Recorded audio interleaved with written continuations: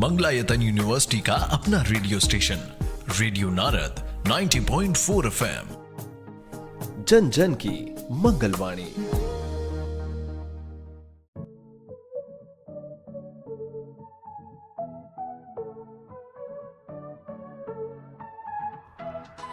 स्वागत है दोस्तों रेडियो नारद 90.4 FM से। मैं हूं आपके साथ आरजे याशी और प्रोग्राम शुरू हो गया है ज्ञान सागर। जी हाँ, जिसमें हम आपके ज्ञान को करते हैं और भी ज्यादा उजागर। दोस्तों, आज संचार जीवन का अभिन्न अंग बन चुका है। चाहे मोबाइल हो या टीवी, ये हर व्यक्ति की जरूरत है। लेकिन क्या आप ये जानते हैं कि आपकी सुविधाओं को हकीकत में बदलने का काम कम्युनिकेशन इंजीनियर्स का है। जी हाँ, इनकी कला की बदौलत ही आज हर व्यक्ति पूरी दुनिया से जुड़ा हुआ है। कम्युनिकेशन इंजीनियरिंग का क्षेत्र बहुत ही विस्तृत और चुनौतीपूर्ण रहा है। इंजीनियरिंग की ये शाखा रोजमर्रा की जिंदगी में एक महत्वपूर्ण स्थान रखती है। आइए आज के इस प्रोग्राम में कम्युनिकेशन इंजीनियरिंग को बारीकी से समझते हैं, जिसकी विस्तार से जानकारी देने के लिए आज हमारे साथ मौजूद हैं एक ऐसी शख्सियत जिनको इस विभाग से जुड़े करीब 15 साल का अनुभव है।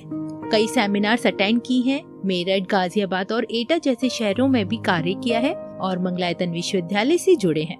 दरअसल दोस्तों, मैं बात कर रही हूँ मथुरा निवासी मंगलायतन विश्वविद्यालय के institute of engineering and technology के इलेक्ट्रिकल एंड इलेक्ट्रॉनिक्स इंजीनियरिंग के assistant professor mister Vineet Kumar ji की। आज हमारे साथ हैं विनीत जी। आपका बहुत बहुत स्वागत है रेडियो नारद 90.4 FM में। Thank you ma'am. Vineet ji, आज हर व्यक्ति के हाथ में मोबाइल फोन है। बिना इसके जीवन गुजारना काफी चुनौतीपूर्ण हो सकता है और हमारे जीवन को आसान बनाने का श्रेय सिर्फ और सिर्फ इंजीनियर्स को जाता है। वहीं अगर हम इसको बारीकी से समझें तो कम्युनिकेशन इंजीनियरिंग को हम आसान भाषा में कैसे समझ सकते हैं और इसका इस्तेमाल कहाँ कहाँ किया जाता है? कम्युनिकेशन इंजीनियरिंग एक अत्यंत महत्वपूर्ण और तेजी से विकसित होने वाली शाखा है जी, जो जानकारी को एक स्थान से दूसरे स्थान तक कुशल, तेज और सुरक्षित तरीके से पहुंचाने की तकनीकों का अध्ययन कराती है। इसकी मदद से हम आवाज, वीडियो, टेक्स्ट और डेटा को वायु मार्ग, वायरलेस तार से वायर्ड, फाइबर ऑप्टिक्स या उपग्रह जैसे विभिन्न माध्यमों से एक स्थान से दूसरे स्थान तक भेज सकते हैं। आज के युग में जब संपूर्ण दुनिया डिजिटल हो रही है, कम्युनिकेशन इंजीनियरिंग हमारे दैनिक जीवन का अनिवार्य हिस्सा बन चुकी है। मोबाइल फोन पर बात करना, इंटरनेट चलाना, टीवी देखना, रेडियो सुनना, जीपीएस से दिशा पता लगाना, ये सभी इसी के उदाहरण हैं जी। इस क्षेत्र में कई महत्वपूर्ण विषय पढ़ाए जाते हैं, जैसे सिग्नल प्रोसेसिंग, मॉड्यूलेशन तकनीक, डिजिटल और एनालॉग संचार, वायरलेस नेटवर्क, एंटीना डिजाइन और सूचना सिद्धांत। इन विषयों के उद्देश्य सिग्नल को शुद्ध रूप से भेजना, रुकावट को कम करना और लंबी दूरी तक सही संदेश पहुंचाना। इसके माध्यम से हम न सिर्फ धरती पर बल्कि अंतरिक्ष में भी यान, उपग्रहों से संपर्क बना सकते हैं। जी विनीत जी, वहीं आपसे ये भी जानना चाहूंगी, क्या कम्युनिकेशन इंजीनियरिंग के प्रकार होते हैं और अगर हाँ तो वो कितने प्रकार की होती है? जी हाँ, कम्युनिकेशन इंजीनियरिंग के भी कई प्रकार होते हैं जो संचार के माध्यम, तकनीक और उपयोग के आधार पर वर्गीकृत किए जाते हैं। Number 1, analog communication. इसमें जानकारी को निरंतर कंटीन्यूअस सिग्नल में भेजा जाता है। Number 2, digital communication. इसमें जानकारी को 0 और 1 बाइनरी के रूप में भेजा जाता है। यह अधिक विश्वसनीय, तेजी से कम और नॉइज इसमें बहुत कम रहता है। ओके। Number 3, wireless communication. इसमें जानकारी को भेजने के लिए केवल तारों का उपयोग होता है। Number 4, wireless communication. इसमें जानकारी को वायु मार्ग, एयर से भेजा जाता है बिना किसी तार के। यह सबसे अधिक उपयोग में आने वाली प्रणाली है। Number 5, satellite communication. यह संचार प्रणाली उपग्रहों के माध्यम से होती है। इसका उपयोग दूर दराज स्थानों और अंतरिक्ष में किया जाता है। उदाहरण टीवी ब्रॉडकास्ट, मौसम पूर्वानुमान, जीपीएस, अंतरिक्ष यान से संपर्क। Number 6, optical communication. इसमें जानकारी को प्रकाश लाइट सिग्नल के रूप में भेजा जाता है। आमतौर पर फाइबर ऑप्टिक केबल द्वारा यह बहुत तेज और उच्च बैंडविड्थ वाली तकनीक है। Number 7, mobile communication. यह प्रकार मोबाइल डिवाइसों के बीच संचार स्थापित करता है। 2G, 3G, 4G, 5G और अब 6G इसी श्रेणी में आते हैं। रेडियो एंड टेलीविजन कम्युनिकेशन, इसमें जानकारी को एक से कई लोगों तक ब्रॉडकास्ट किया जाता है।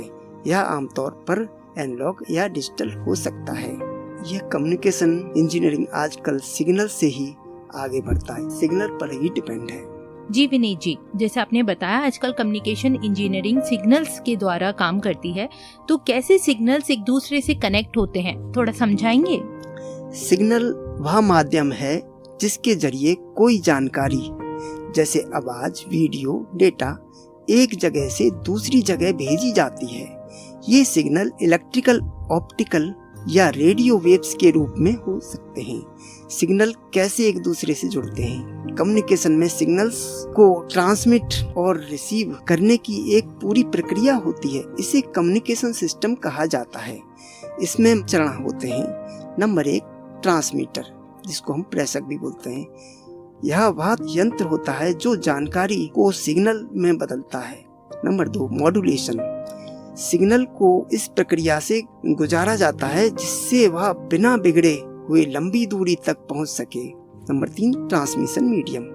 यह वह मार्ग है जिसमें सिग्नल एक स्थान से दूसरे स्थान तक जाता है। Number 4, receiver. यह सिग्नल को प्राप्त करता है और उसे फिर से समझने योग्य सूचना में बदलता है। Number 5, synchronization. सेंडर को रिसीवर के बीच सही समय और गति तालमेल जरूरी होती है ताकि डेटा बिना गलती के जुड़े और समझा जा सके। सिग्नल्स आपस में तभी जुड़ते हैं जब उनकी फ्रीक्वेंसी और समय एक जैसे हों। जैसे मोबाइल नेटवर्क में 4G, 5G के नियम होते हैं। नॉइज कम किया जाता है जिससे सिग्नल साफ रहे। ओके सर, वहीं ये भी बताएं कि आज कम्युनिकेशन इंजीनियरिंग का भविष्य क्या है, कैसे विद्यार्थियों के लिए ये करियर में लाभदायक साबित हुआ है? कम्युनिकेशन इंजीनियरिंग का भविष्य आज के दौर में अत्यंत उज्जवल और संभावनाओं से भरपूर है। जैसे जैसे दुनिया डिजिटलीकरण की ओर बढ़ रही है, संचार की जरूरतें और तकनीकी जटिलताएं भी तेजी से बढ़ रही हैं। ऐसे में कम्युनिकेशन इंजीनियर्स की मांग हर क्षेत्र में तेजी से बढ़ रही है, चाहे वह मोबाइल नेटवर्क हो, इंटरनेट, सैटेलाइट या आर्टिफिशियल इंटेलिजेंस। भविष्य की प्रमुख दिशाएं 5G, 6G तकनीकें, नई पीढ़ी के मोबाइल नेटवर्क से तेज डाटा ट्रांसफर, IoT डिवाइसेज और स्मार्ट सिटी का निर्माण संभव होगा। Internet of things. भविष्य में अरबों डिवाइसेस जैसे स्मार्ट वॉच, घर के उपकरण, कारें आपस में जुड़कर डेटा शेयर करेंगे, जिसे संभालने के लिए कुशल संचार इंजीनियरों की जरूरत होगी। सैटेलाइट और अंतरिक्ष संचार, इसरो, नासा जैसी संस्थाओं में उपग्रहों, मौसम भविष्यवाणी, अंतरिक्ष यात्रा आदि के लिए संचार विशेषज्ञों की मांग बढ़ रही है। क्वांटम कम्युनिकेशन और साइबर सिक्योरिटी। भविष्य में डेटा की सुरक्षा को लेकर क्वांटम संचार और एन्क्रिप्शन तकनीकों में विशेषज्ञता की आवश्यकता होगी। जी विनीत जी, लेकिन आज की जनरेशन 2G से 5G तक पहुंच गई है और आगे आने वाले समय में और भी स्पीड बढ़ सकती है। ऐसे में कम्युनिकेशन इंजीनियरिंग इसमें कैसे मदद करती है? कम्युनिकेशन इंजीनियरिंग ही वह क्षेत्र है जो संचार के मूल सिद्धांतों जैसे modulation, demodulation, Fourier analysis, signal processing को समझता है और विकसित करता है। यह 2G से लेकर 5G और अब 6G तक की यात्रा की बुनियाद है। Number 2, high data rate. 5G तकनीक में बहुत तेजी से डेटा ट्रांसमिशन संभव हुआ है। इसकी वजह से उन्नत मल्टीपल एक्सेस तकनीकें जैसे OFDMA, MIMO, बीम फॉर्मिंग जो कम्युनिकेशन इंजीनियर्स द्वारा विकसित की गई है। स्पेक्ट्रम की कुशलता से उपयोग। कम्युनिकेशन इंजीनियरिंग यह सुनिश्चित करती है कि सीमित रेडियो स्पेक्ट्रम का अधिकतम उपयोग कैसे किया जाए, यह खासकर मोबाइल नेटवर्क की क्षमता और स्पीड को बढ़ाने में मदद करता है। नंबर 4, सुरक्षित और भरोसेमंद संचार। साइबर सुरक्षा, इंक्रिप्शन और डेटा इंटीग्रिटी जैसे पहलुओं को मजबूत बनाने के लिए कम्युनिकेशन इंजीनियरिंग लगातार नए प्रोटोकॉल और तकनीकें विकसित करती हैं। नंबर 5, नई टेक्नोलॉजी का विकास। 6G, IoT satellite communication. भविष्य की तकनीकों जैसे 6G, internet of things, IoT, smart cities और स्पेस कम्युनिकेशन के विकास में कम्युनिकेशन इंजीनियरिंग अहम भूमिका निभा रही है। इंडस्ट्री और समाज में उपयोग। आज हर क्षेत्र, शिक्षा, चिकित्सा, रक्षा, परिवहन, बैंकिंग आदि में तेजी और भरोसेमंद संचार जरूरी है, जो केवल संचार अभियंता की मदद से ही संभव हो पा रहा है। ओके, वहीं हम आपसे ये भी जानना चाहेंगे कि आज के समय हम वीडियो कॉल्स कर पाते हैं, क्या आने वाले समय में हमारे पास ये सुविधा होगी कि हम एक दूसरे को मिल सकें, सामने वाले को कुछ उत्पाद दे सकें? क्या ये पॉसिबिलिटी हो सकती है? भविष्य में क्या हम एक दूसरे को छू सकेंगे या कुछ उत्पाद भेज सकेंगे? जी, आज हम वीडियो कॉल के माध्यम से एक दूसरे को देख और सुन सकते हैं, लेकिन आने वाले समय में टेक्नोलॉजी इतनी विकसित हो सकती है कि हम स्पर्श, गंध और वस्तुएं भी वर्चुअली अनुभव कर सकें। इसमें कई तकनीकों का योगदान होगा। Number 1, haptic technology. यह ऐसी तकनीक है जो स्पर्श या टच को महसूस कराती है। Number 2, teleportation of physical objects, virtual transfer of objects. अभी यह तकनीक पूरी तरह से नहीं आई है, लेकिन वैज्ञानिक 3D प्रिंटिंग और डिजिटल मटेरियल ट्रांसफर पर काम कर रहे हैं। उदाहरण, भविष्य में यदि आप किसी को एक चॉकलेट भेजना चाहें तो उसकी संरचना और सामग्री की जानकारी डिजिटल रूप में भेजी जा सकती है और सामने वाला व्यक्ति उसे अपने 3D प्रिंटर से बना सकता है। मेटावर्स और वर्चुअल रियलिटी। मेटावर्स एक ऐसा आभासी संचार होगा जहां लोग डिजिटल अवतार के लिए मिल सकेंगे, बातचीत कर सकेंगे, चीजें आदान प्रदान कर सकेंगे। ओके सर, वहीं प्रोग्राम को अंत की ओर ले चलते हैं और चलते चलते आप श्रोतागण को क्या संदेश देना चाहेंगे, अपनी आवाज में क्या कहना चाहेंगे?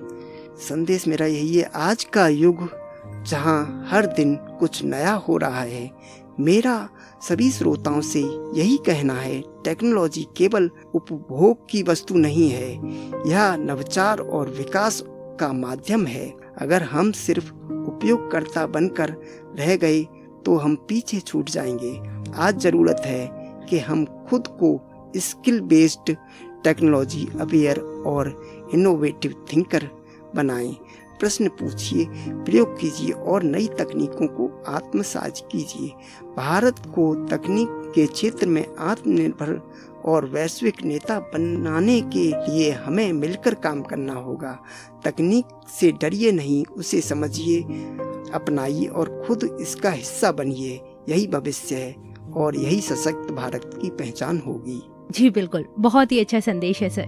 दोस्तों, आज तकनीकी बहुत आगे बढ़ चुकी है, जिसके कारण हम दूर बैठे व्यक्ति को भी पास से देख सकते हैं, उन्हें महसूस कर सकते हैं, उनसे बात कर सकते हैं, अपना संदेश भी उन तक पहुंचा सकते हैं। संचार एक ऐसा मंच है जो कई तरीके से व्यक्तियों को एक दूसरे से जोड़ कर रख सकता है। आइए उनके पीछे के हीरोज को नमन करते हैं।